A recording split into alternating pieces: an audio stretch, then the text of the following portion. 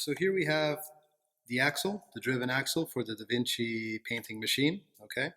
So in this particular part that we're making for a new partner, we use inserts. We use inserts because if we tap and die a hole in the plastic, it'll work in metric 6, but since this is a part where it might need to be disassembled to change a bearing or to change the size of the pulley, we're going to use inserts.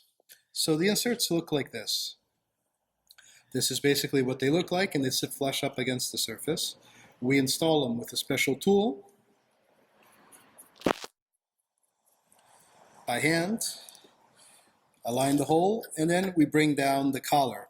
The collar makes sure that it's perpendicular to the actual part, so it goes in straight every time.